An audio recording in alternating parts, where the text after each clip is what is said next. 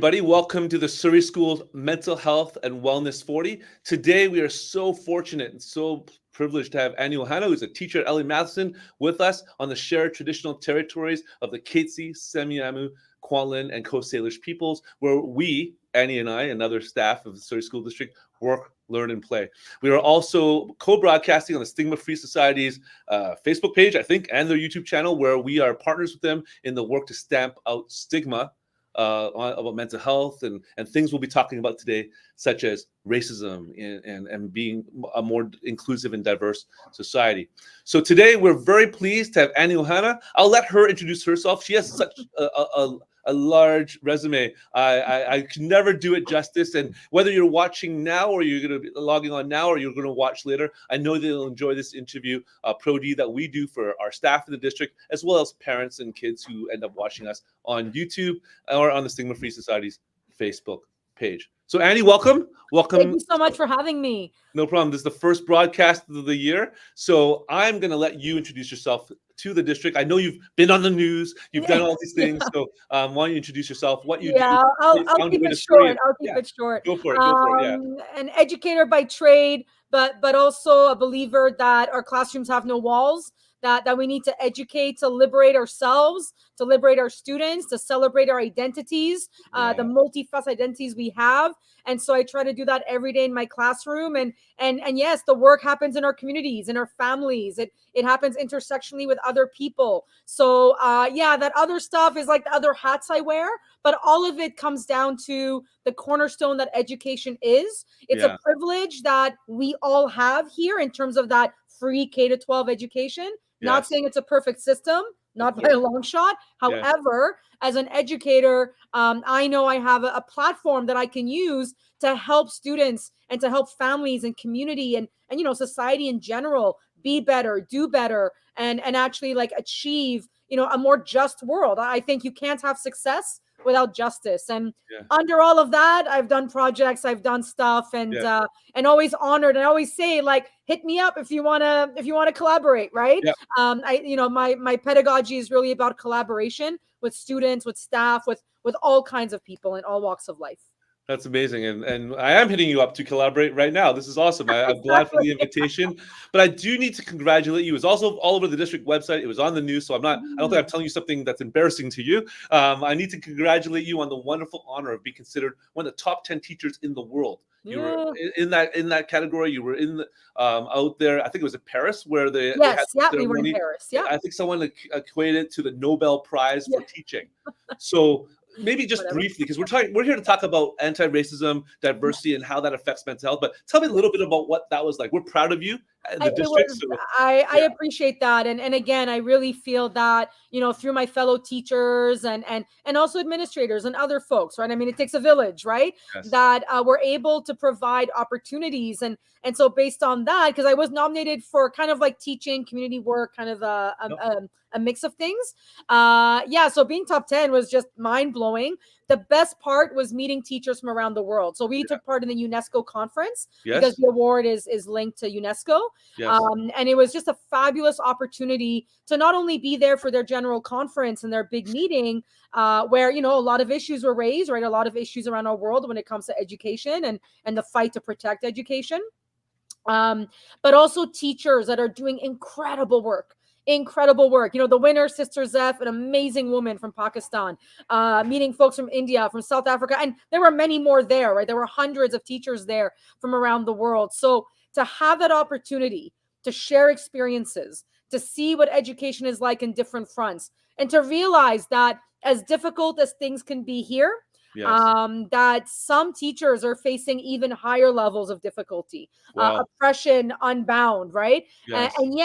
And yet doing incredible work. And to me, what that means from an anti-racist perspective is that we need to let go of this idea that somehow like Western education is better or this education is better. Like, these are human beings who have found ways to really elevate their students. And they do it in all kinds of languages, all kinds of cultures, all kinds of spaces, right?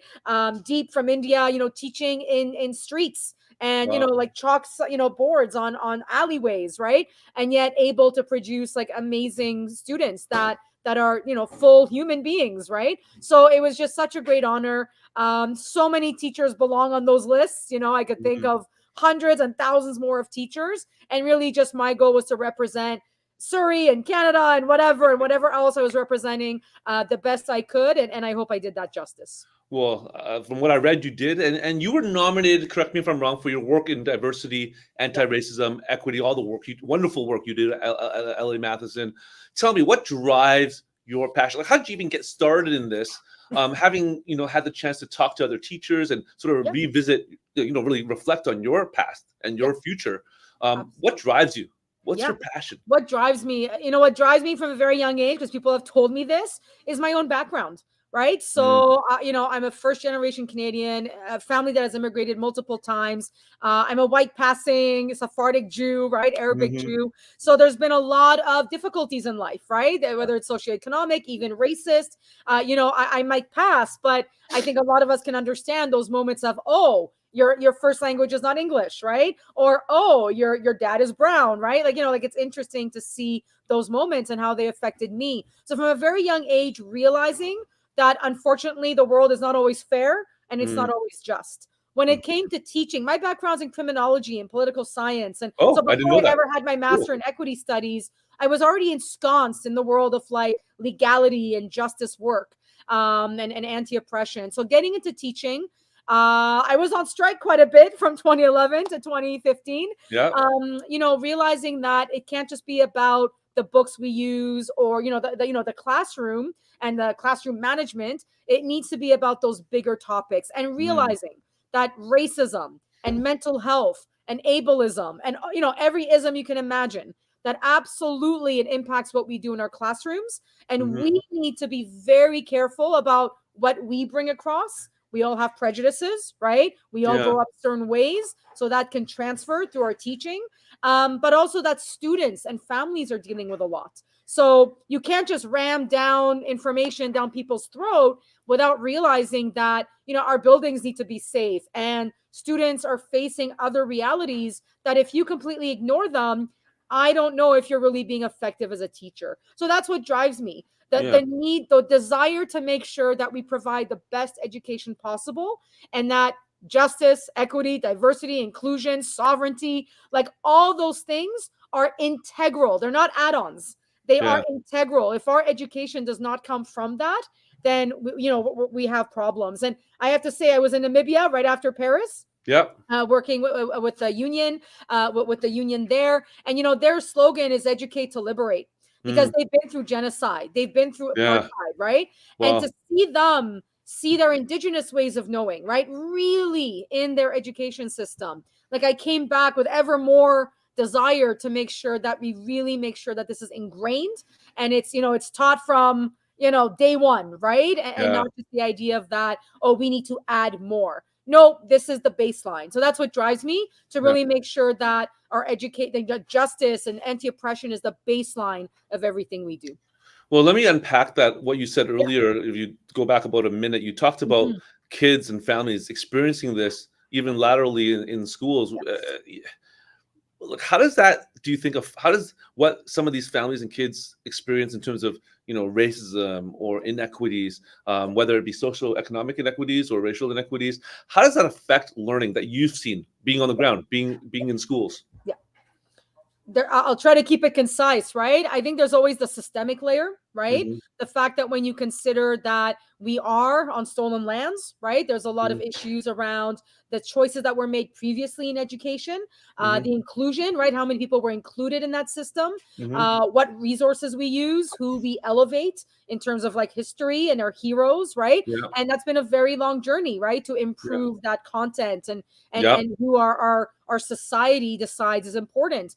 I play a game with my students called the name game in social justice. And it's rather sad to see that when we talk about, like the words we use to denigrate people, that we still elevate like white, cis, straight, male, Canadian born folks. And this is like, I teach in a BIPOC school, right? So you have that element. You have the systemic forces that make it really hard to fit into the system, right? Because the system is not built for everybody. That second layer is that interpersonal layer, Yeah. where I have seen, like, again, everybody's prejudiced. You might have many positions where you're Yeah. not privileged. You might lack power in many regards, but all of us have opinions, right? Yes. And Absolutely. so I've seen it where someone of color will say something towards a black person, right? Yeah. Or two people of a similar background will have like a caste difference, right? Which is Yes. kind of crazy to Yeah. think about, but and yet it Yeah. exists, right? All these things, right? How about our students that are in special needs classes, right? BASIS, intensive intervention. Mm-hmm. Is everybody always so welcoming, right? Mm-hmm. Are they as inclusive as they need to be? So there's that. And then finally, the societal reality Yeah. that if students are coming, I can't help but mention, it's in the air right now, but the anti-SOGI rhetoric that's out there. So we have queer students, allies of queer students that are facing a barrage of vitriol simply for being, simply for existing. And so Mm-hmm. when they come into our buildings, what does that look like? And again, to me, when you really look at it, queer phobia is rooted in racism, right? It's rooted Mm-hmm. in colonization. So that's a story for another time. Okay. But that idea of that at multiple levels, kids are facing all these realities. Yeah. And again, if we go in and try to go stop thinking about all that, ignore it, and even almost explain it away, Mm-hmm. then that creates a really bad mental environment for our students, Yeah. right? They don't learn how to deal with it. It becomes a trauma that isn't Mm-hmm. really dealt with, and Mm-hmm. then we ourselves do not learn how to be like trauma informed. And Yeah. and I do think that racism is a form of trauma. Absolutely. And Yeah. so, like, when we talk about trauma informed practices, like, absolutely, that includes the racial element, the socioeconomic element, all these different realities that people are facing. Yeah, well, that's why I'm glad our district recognized that. We have JB Mali, the director for right anti-racism, equity, and such, and inclusion. But when you see kids in class Yeah. and you are teaching social justice and you start unpacking these things in class, how have you noticed a change in students' mental health and well-being? Because obviously, if you're talking about it, you're Yeah. dealing with the trauma, you're addressing Yeah. it, right? Recognizing it. How does that help the kids and their families maybe even move forward? What have you seen in your career? Because I you think, taught this for 10 years. Ever yeah. since I've known you for 20 years almost, you've been teaching this and making this grow, right? Social Yeah. justice and Yeah. anti-race Today racism. is my 13th anniversary of I'm starting my Ama- 13th year of teaching Amazing. it. Yeah. Yeah. So three ways. Number one, you elevate their stories, you empower them, right? And so they feel like, so I do a lot of project-based work, Yep. inquiry-based work. And Yep. so, like, when they get to choose what they can talk about, even if there's trauma attached, they will want to talk about it, right? Mm, And it becomes a celebratory moment, right? yeah. One of my favorite quotes ever is, they tried to bury us, not realizing we were seeds. So Mm, when we talk about curriculum and pedagogy and not wanting to rehash and re-victimize, like, you can have those in-depth conversations, but then amplify and celebrate, right? And bring yes. out like that Yes. time immemorial knowledge, right? That those stories that were almost lost, right? To bring them Yes. back and not just envelop them in pain, right? It's a tree, right? It grows. You're a seed, right? You came out of it, right? And even the oppression, it's like, it's not going to beat you. Secondly, I get this reaction a lot when we talk about like patriarchy and things of that nature, feminism, is we can talk about this because if you create a safe environment, Mhm. students will feel more comfortable talking about it. And there's ways Okay. to do that. Not everybody's putting their hand in the air, right? Yeah. But there are mechanisms and strategies you can use to then, when they go, I'm not allowed to talk about this stuff, right? I'm Yeah. not allowed to say that, like, I feel like as a boy or as a man, like, I shouldn't be crying, right? Yeah. Or even like other things where it's like you're taking on the system, you're questioning things, right? So I get that a lot, and I like that reaction because Hmm. we need to be honest, right? We need to be honest about our prejudices. We need to be honest about what we hear in our society. If Yeah. we try to ignore the truth, then we're never going to resolve any of these issues, right? Yeah. And our skill set won't be as strong, Yeah. right? So literally, the skills we're trying to build in our students, they'll be blunt, right? They won't be as sharp and active as they need to be. And last but not least, I think the power of being allowed to do these things is that you are challenging them, Yeah. right? It's setting a pretty high academic standard to go, let's take these issues on, right? Yep. Let's actually like think like action oriented. And again, I use that word empowerment again, but you're breaking through the ageism, right? You're Yes. breaking through those walls, right? And you're building within them the capacity to go further. Yeah. So I find that it's always a very empowering kind of environment where I want them to go further. I want them to think deeper, but to bring along their identities, right? Mhm. Never to feel that they have to change, that they're not good enough, that they are exactly who they are, and they need to have pride in that. And within that, they can find connections to other communities. And that's Mhm. powerful too, because I never want a student to just say, well, my stuff matters, yours does not. Yeah. No, this, if we're learning about positionality, if we're learning about systemic processes and how to analyze, policy, how can we analyze the policy that affects you? And Yeah. then are some of those same realities happening to other people? Yeah, when we and just playing off that, I think I'm now deviating on the questions I sent you, but that's okay.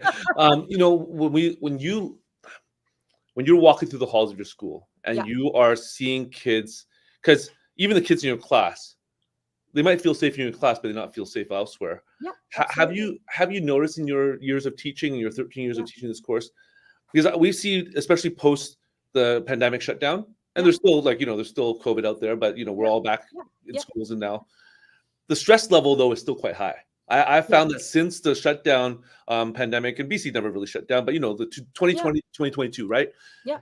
The stress level, even though things have gotten back relatively to normal, people are still at hockey games now, people are at football Yeah. games, people are in the malls, Hmm. less people are wearing masks, so forth. The stress level is still high. How Absolutely. much of that stress do you, in your work, attribute to some of the pressures that folks are feeling from inequity, from being treated unfairly, possibly whatever that looks like for whatever ethnicity they are, right? Yeah. Because even a Caucasian person can feel Absolutely. there's Absolutely. racism on them. Even like a Chinese we were talking about before, Yeah. and this is a story I've shared before, so I don't mind sharing it again on the YouTube, is that sometimes as an Asian, it doesn't matter how I'm dressed. I could walk into a store, and because there's that thought of, oh, Asians have money. I don't, but Asians have money. They can go in and spend money. Yeah. And then I'm sometimes walking in with friends of different ethnicities, and I'm walking in with them, and I get better treatment, and they get worse. Mm-hmm. And especially in some of those higher end stores, and I think how must that be for that person? The level of stress they must feel about being treated negatively. So what do you see when you like? I mean, something must have driven you to do this. You must have been seeing. Oh, But how does this absolutely. affect Yeah. stress today in 2024? Yeah. And just to touch on what you just said, that idea of multidimensional privilege, right? Yeah. So, sometimes people who might not get oppressed by their skin color might face Mm, other realities, right? So we mhm. always, want to make that clear. Yeah. Stressor is very high.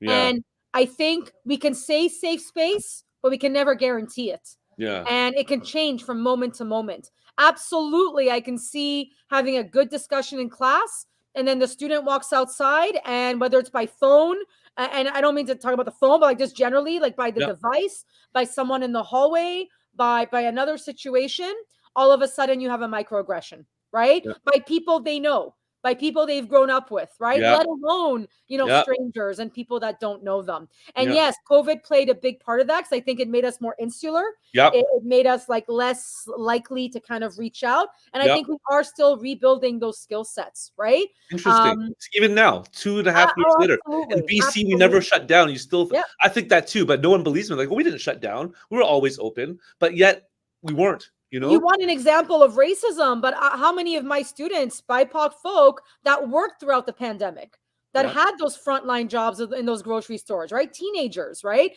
Yeah. That while other folks could stay home, they're out there working, trying to survive, trying to pay the bills, and meanwhile going to school and also facing that real reality of COVID, right? We saw Yeah. that at Matheson in a Yeah. huge way. Yeah. The pressures are so high, right? Kids feel so much anxiety. There's so much pressure, right? Peer pressure, that Yeah. social media pressure, all kinds of pressures, right? From the home front. And then you still have, no matter how multicultural we are, no matter how much we can say, I call it Jedi's with an S. Yeah. Len Pierre, thank you for that. The idea of sovereignty in the Jedi Yeah. work. We can say that, we can have policies. it doesn't mean that we don't still face those traumas, right? And that violence on a continual basis. And I think as educators, as a school system, we have to be mindful of that. We need to reflect on that. We can't just pretend like everything is okay, right? We have banners up for Black History Month. I have kids working right now, across from me, but does that mean that we're going to solve anti-Black racism at Matheson? No, right? And also to be ready to act. So I think one way we can help deal with that mental stress, that anxiety, is to make sure people have places they can go. People they trust in the building to say, hey, this just happened. And for it to be taken seriously and to be validated, right? In one's anger, in one's opinion. Trauma is fascinating, right? Dr. Gabor Mate talks about it's more about the reaction, right? Or how we deal with the trauma. And I really believe that, right? That, you can see when a child, fights, right? Or freezes, right? Or fawns, whatever, like it's like the 5 Fs. Not every student or adult for that matter can deal with stress in a way that is healthy, right? In a way that is mindful and all about the dialogue. No, it's not always going to look like that. So how we address those things is supremely important. And I have to throw it out there that teachers are stressed too. Right? 100% is never ending. Yes. And I think we do see that it's a detriment because we find ourselves, almost having to pull back and it's too bad, right? I mean, we still work, we still try, but those stressors are everywhere. And I think absolutely students feel it just as much. Well, and I said this during the pandemic. I've said it on my blog. I say it now. Our education staff, from teachers to all of our facilities folks, all the business side, there used to be called EAs, but now IESWs, all the teachers, everybody. BC never shut down, for real, right? All my staff who work with at-risk youth were at school the day after spring break. Right, but worried about COVID. This is before the vaccine. Right. And the stress that staff feel, but then there must be more because the kids are experiencing more stress than families. And I think a lot of that has to do with inequity because of you mentioned media. We became insular, but we became fear-mongering. We're scrolling, doom scrolling. I think there's a term that came out during that time. That's right. How do we help kids and families see the middle? Because I really truly think that a lot of that media. Remember when we used to watch the news every day for Dr. Bonnie Henry, bless her, by the way, for all of the numbers, right? Even she said after I think 90 days into, like, this is probably getting really stressful for you. You don't have to watch me every day. Right. But we got into the habit of watching the news, watching the numbers.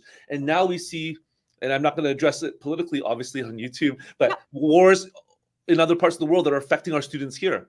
And people have different views.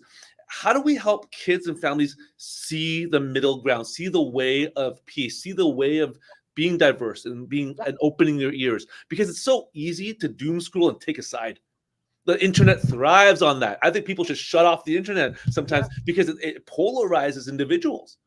Right. And it feeds on mental health crises. Yes. That, the propaganda machine, right? It's like it from all sides, right? Like it feeds on the idea that if you are fearful, if you are scared, right? If you feel like things aren't going well, you're going to choose the extreme more and more and more. And you can look at any situation in the world, and that is true.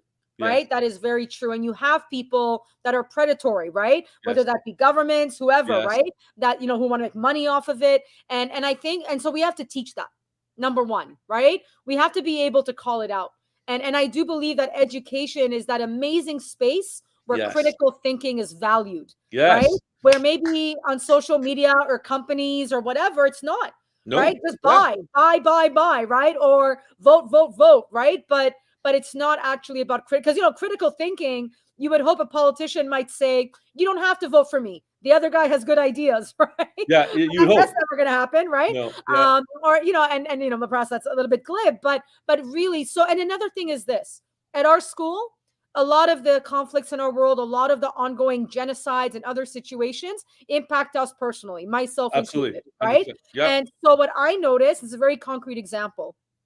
Students came to us. We want to do something, right? We've been through this ourselves, right? We're refugees, we're this, we're that. They knew my story, right? I have family, all that kind of stuff. And we worked together. I invited all those students, right? And we talked about it, right? That, okay, we are different religions, but what does that mean? Right. And if we have differences, if our governments don't agree with one another, like whatever it is, right? Like, what does that mean to us? How, as you said, how do we move forward in that path of positive action? So Yes. yes, maybe protesting, maybe all of that, right? All of that, we have freedom of expression in this country, freedom Yes. of association. Thank goodness, yes. But unlike the vitriol that we see in some segments of our own country, of our own city right now, Yeah. how do we do it to engage in dialogue? Yeah. That at the end of the day, we can't solve all the problems, right? We don't have all the power. But what I found was that students' stress levels went down, that they were able to talk about the subject more openly. They were able to go out there and share their stories and share the stories of others. And we just need to we don't need to be afraid of this idea that, oh, it's too political. Everything is political, unfortunately, right? Our Yeah. lives are political. If you are BIPOC, queer, right? There's so many other categories where people's lives are dictated by laws against them. And so to me, that's part of that stress. That's part of that mental health. So how do we bring people together? How do we, and I mean that like in a day-to-day basis, right? How do our kids volunteer? How Yeah. do we bring them together in our schools, right? To discuss these issues? How do we make space for those stories to exist? And I think when you give that space, there's more of a conversation which will lead to, I don't know if compromise is the right word. It will lead to a more just, more multi-dimensional solution Yeah. than like my way or the highway, right? Well, and I Because think that's what the building, world wants, but we can build our own little world, right? And we yeah, can show students that there are other ways and that yes. they need to build it. And When it's teaching hard, but they need people to about build it. positive relationships, I remember, so I'm a bit older than you. I was born in the 70s Okay. and in the 80s. And just for my own culture, I'm Chinese. And Yeah. I'm first generation here, but I was born here, but my parents came from Hong Kong. Yes. But I still remember a time, even into the 90s, even into the new millennium, that some older Chinese folks refused to buy Japanese cars Right. because of Japan invading China and Yeah. things like that. Mhm. And I remember thinking, I drive a Japanese car, and I remember having many Japanese friends. I remember studying the Japanese internment Right. in Yeah. and I remember studying the Chinese head tax. Mhm. And I remember saying to older Chinese folks, so people my dad's age, and that's unheard of that a younger Chinese kid would speak up against their elders. But I said, Right. if you just talk to some of Japanese folks, Yeah. if you wander into Stevenson, there's a part of Chinatown in Vancouver that's actually used to be half Japanese town, but Yes. nobody would cross because of Yeah. right, because of Yeah. racism between the two groups. Yeah. If you got to know some folks, maybe there'd be a more understanding because none of you were in the war. Like we're Yeah. talking about like my dad's 80. He was born Yeah. in the war. There was no Japanese invading China when he was Yeah. born. Yeah. It's just history, right? Yeah. And then I found, you know, some of my dad's friends who actually listened to me. They're like, yeah, maybe you got a point, right? Yeah. They said, yeah, there actually is not much difference, but almost none. We have the same New Year's. We have Yeah. we all buy the, but people buy Japanese TVs for some reason, but not the Right. car. They have the Yeah. same TVs. They would have the same cultural, like there's so much similarity between Yeah. Japanese and Chinese culture, Yeah. right? And if I can say right, that, so you saw, what happened with COVID, yeah, right? The rates of hate crimes yeah, against Asian looking folks, whatever, right? Not just yeah, Asian folk, but 100%, anybody yeah, like connected, like a huge spike. And at that moment, if the communities remained fractured, right? It's yeah, the white supremacists. It's the people that wanted to create that violent effect, that wanted to make COVID seem like, some sort of attack, right? Some yeah, sort of, new Red Scare or yeah, whatever. yeah, But communities had to come together, right? yes, yes, In our school where, we still have that divide a little bit, right? yeah, South Asian, but they don't understand Asian, right? yeah, They yeah, still have those stereotypes about Chinese, Japanese, yeah, Filipino, whatever. It's yeah, fascinating. And when you go, wait a minute, aren't you from the same geographical continent? You yes. know, Literally, we isn't are. that Yes, what 100% we Asian, are. like, Yeah, signifies? And so, like, that solidarity, that relationship, because when you are threatened, it's most likely not going to be from that side, yeah, right? From that yeah, other side. As you said, it's history.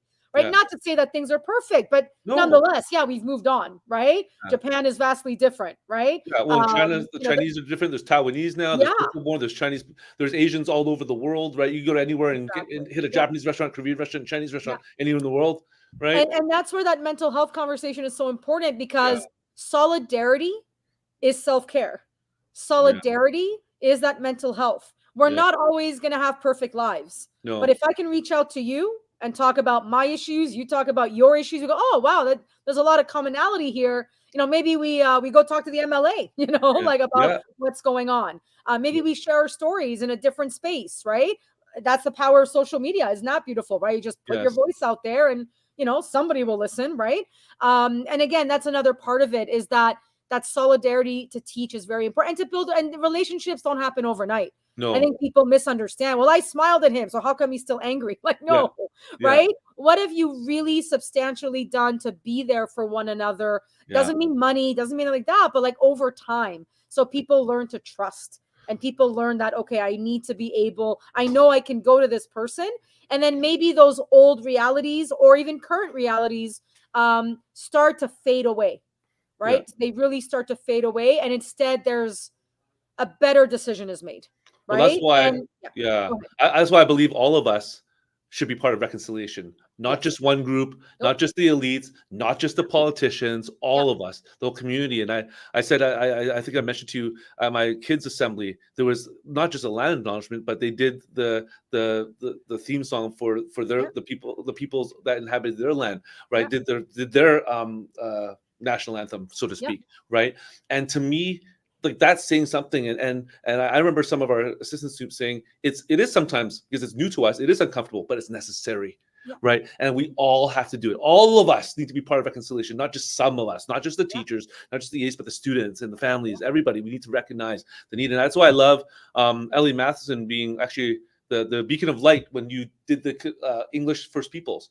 And Yes. then Yeah. the With whole Carolyn highlighted that McCormick. for Yes. the whole Yeah. district, and now the whole district's doing it because Yeah. it's the right thing to do, right? Yeah. It's the right thing to teach all of the literature, not just Yeah. part of the And I literature, mean, and that's a right? perfect example, right? Because we saw the stress of trying to introduce that requirement. Yeah, In our school, it was like year 3, yeah, right? And yeah, there was less stress.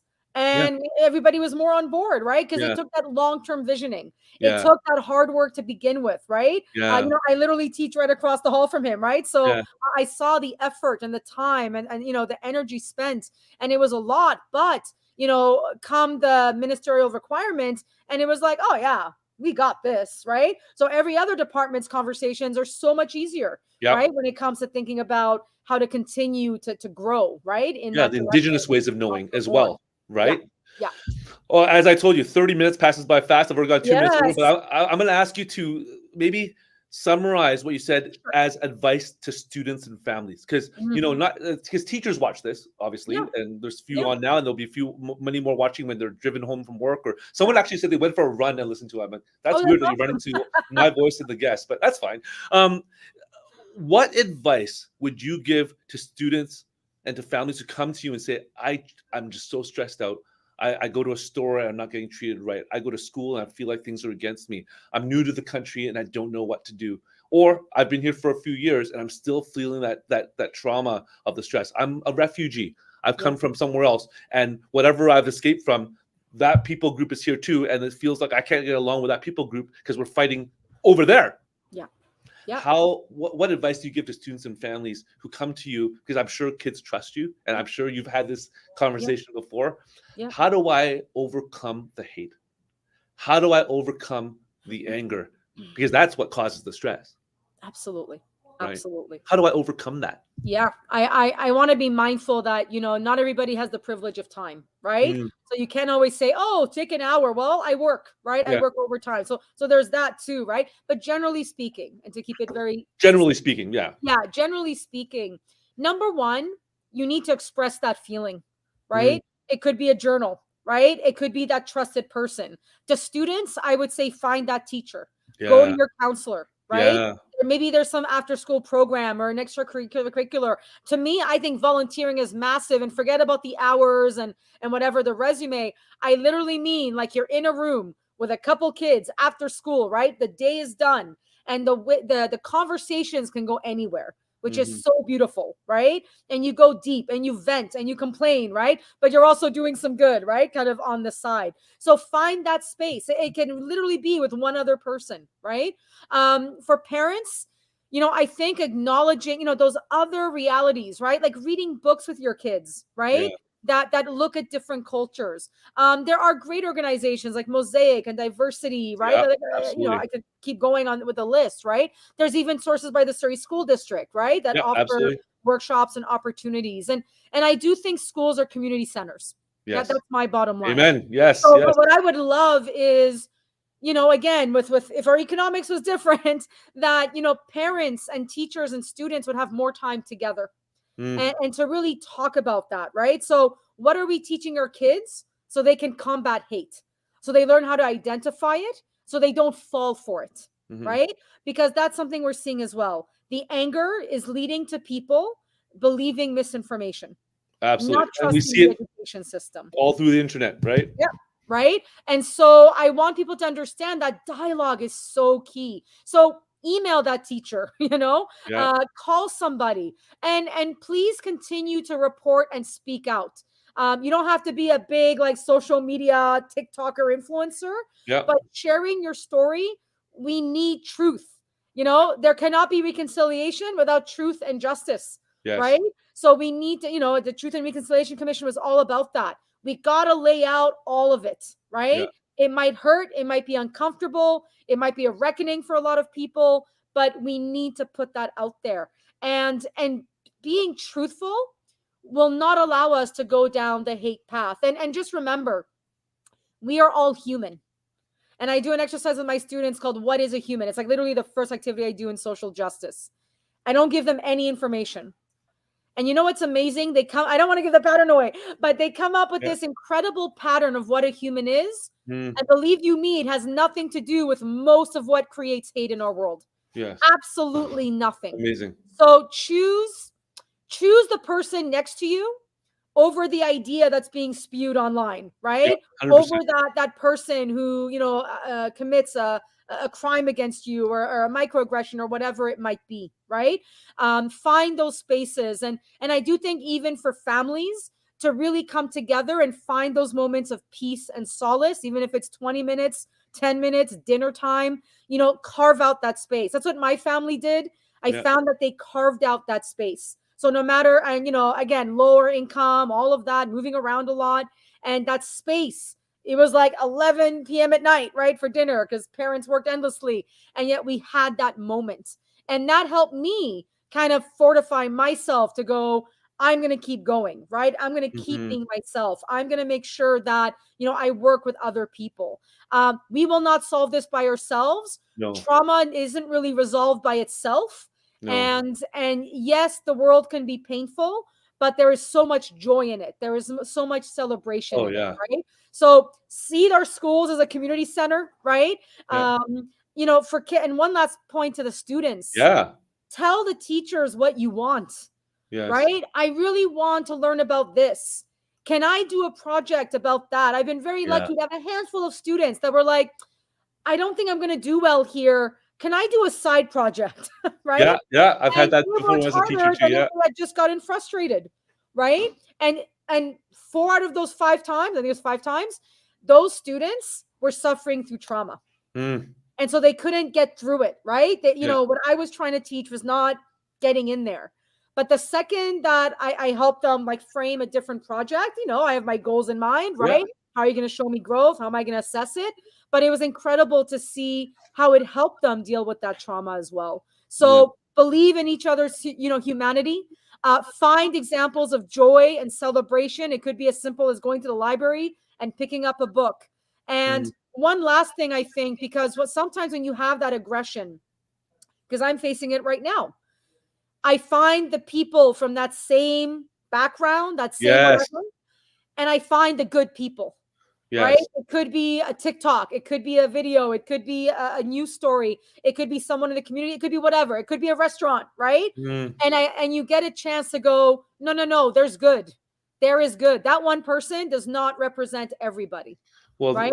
And yeah. so I think that's important to realize as well. That reminds me of a phrase that one of my students, I teach at a post-secondary online, and one of my students just wrote about, I teach this stuff, and one of my students just wrote a phrase. I'm not sure if she took it from somewhere else. I don't remember the reference, but nothing about you without you. Yes. Yeah. Like I'm sure you've heard it before as well. Yes. Right? Yeah. I usually use nothing about us without us is for us. Yeah, that's right. Yeah. And that's I think a perfect way to end. If people have that angst, that stress, especially with another people group or another person, find the good people. Yeah. With all the people that you find, whether it's economic, right? If you think, oh, everyone's more wealthy than me in that group and they hate me, well, find the good people in that group and talk to them. If you find another a racial group or another segment of society, find the good people and get it's to know a full them. circle, right? Because then you have solidarity. Then you'll have relationships. Then you can counter that hate in mass, right? Now it's not just you fighting that, it's everybody fighting that. Because and yes, it's hard. It might take time, but again, I think we have to we have to remove ourselves this idea that self-care costs money. Right? Self-care is like a vacation. Self-care is some like crazy expensive thing. Self-care is fighting for our rights. Self-care is liberating each other so that we can help each other. And I know that whenever I'm feeling down, those moments of volunteering, those moments of like joy, they bring me out of it at least a little bit. Amazing. And then, every day hopefully gets better. Yeah. Awesome. Well, thank you so much. We've gone literally 11 minutes over time, but Annie, thank you so much. And this in and of itself is an example. Administrator and a teacher collaborating to try and make our tiny pocket of the world in the Surrey School District and anybody else who watches, the 170 people subscribed here, maybe hopefully more, a little bit better. So Annie, thank you so much. I value our relationship. I value our friendship. I value our collegiality. I appreciate you, and I want to thank you for being here. Don't hang up. When I hang up on everybody, just please stay so I can thank you personally. But thank you all for watching, whether you're watching now or watching later. The Surrey School District, we appreciate you watching and learning from us. If you have any questions, my information's in the description section. I'll be putting it there. So feel free to email me or call me or text me or anytime. This is Daniel To with Annie Ohana signing off from the Surrey School District. We'll see you next month when I'm interviewing actually an immigrant Korean occupational therapist she's living in, I think, Manitoba right now. I got to know her through one of the classes I teach, but she'll be talking about her immigrant journey. So Annie, you'll probably want to watch that. Her immigrant journey and the racism that she felt and how it affected her mental health as well. So much love. Thank you. See you later. Bye, everybody. But Annie, stay. Bye, everybody else. See you. Yeah.